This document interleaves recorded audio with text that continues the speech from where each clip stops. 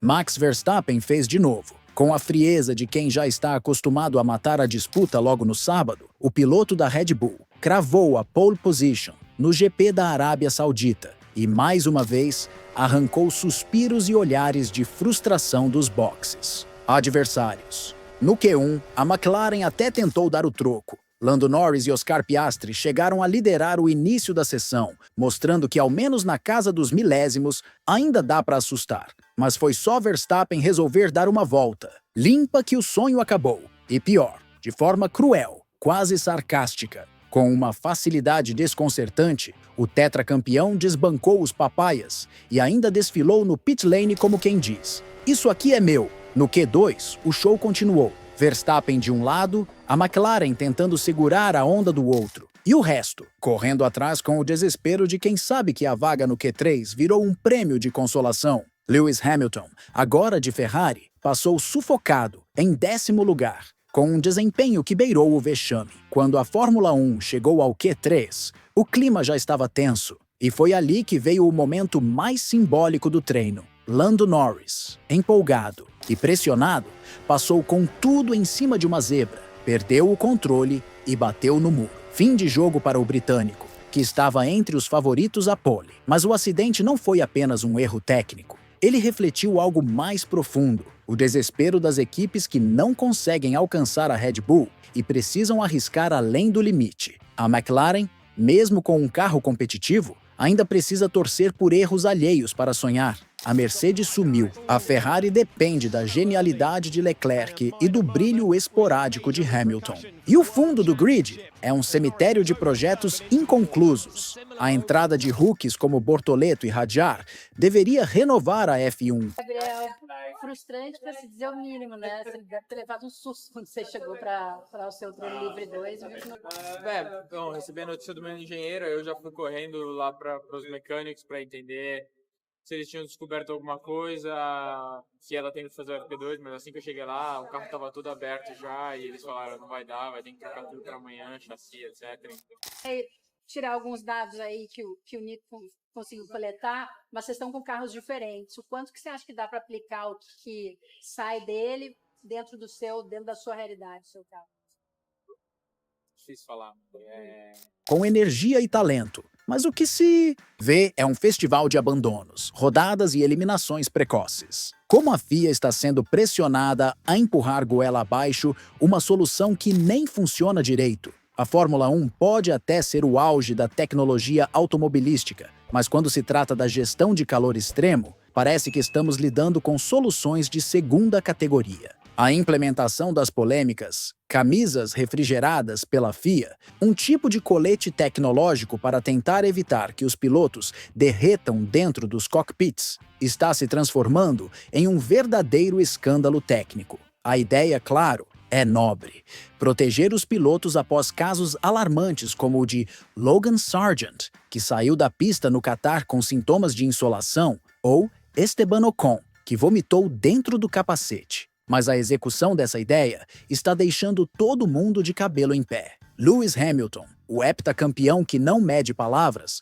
foi direto: "Isso não é para mim." E mais, ele chamou corridas, como as da Malásia e de Singapura, de assassinas. Mas mesmo assim, rejeita essa solução forçada. O problema? O sistema pode até ajudar um pouco, mas adiciona peso extra, complica o ajuste dos carros e ainda não tem comprovação científica suficiente. A resistência dos pilotos não é frescura de estrela. O fisiologista ambiental, Dr. Chris Tyler, consultor de equipes como a McLaren, deixou claro: não há dados suficientes que comprovem que o colete é eficaz. E pior, há dúvida se ele realmente vale o incômodo. Oscar Piastri, por exemplo, está investindo em testes fisiológicos mais avançados ao invés de confiar no trambolho refrigerado. Hamilton prefere investir em preparo antes da corrida, usando banheiras de gelo, técnicas de pré-resfriamento e hidratação extrema, do que aceitar uma solução que, segundo ele, tira o espírito desafiador do esporte. O mais espinhoso dessa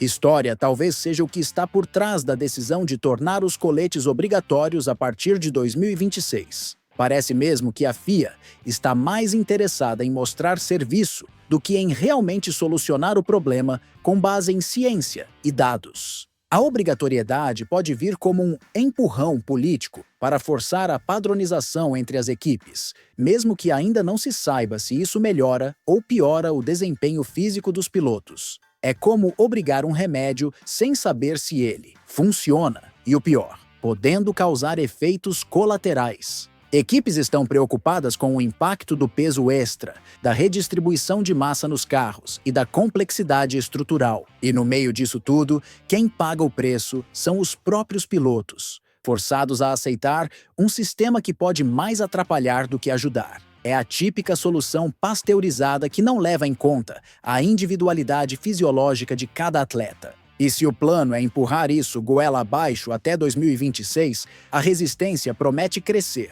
Afinal, se até Hamilton, com 40 anos de idade e um dos maiores da história, rejeita esse atalho refrigerado, talvez o buraco seja mais embaixo do que a FIA quer admitir.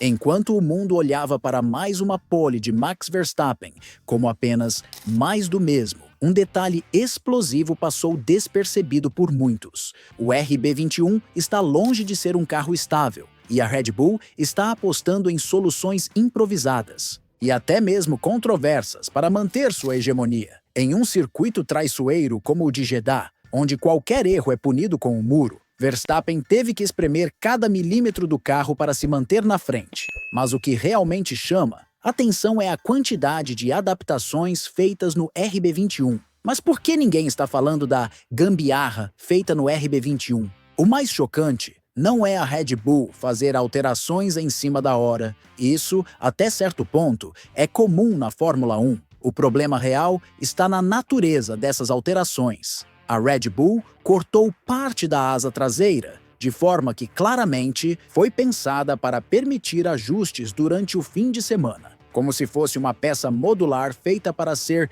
serrilhada no improviso. Isso levanta a pergunta: e o regulamento? É permitido fazer esse tipo de modificação na pista sem homologação prévia? Em um ambiente tão controlado quanto a Fórmula 1, o fato de algo assim passar despercebido é, no mínimo, curioso. A FIA viu isso? Aprovaram? Ou fecharam os olhos por conveniência? Quando outras equipes ousam inovar, são imediatamente questionadas e investigadas. Mas com a Red Bull, parece que tudo vira teste aerodinâmico experimental. É evidente que o projeto atual apresenta instabilidades específicas, especialmente em circuitos de rua como o de Jeddah. As atualizações que chegaram na Arábia Saudita, como a nova saída de ar traseira e as entradas laterais com aletas de refrigeração, são paliativas. Tentativas de apagar incêndios térmicos que comprometem o desempenho do motor e a eficiência aerodinâmica. A Red Bull sabe que não pode deixar Max Verstappen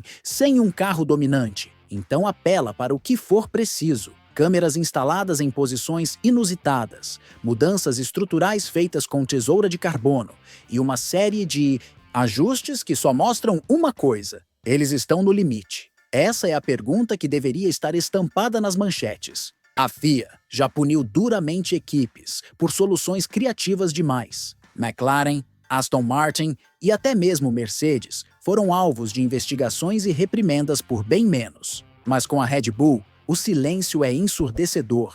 O uso de câmeras montadas de forma não convencional, supostamente para estudar a deformação dos pneus, pode ser apenas a ponta do iceberg.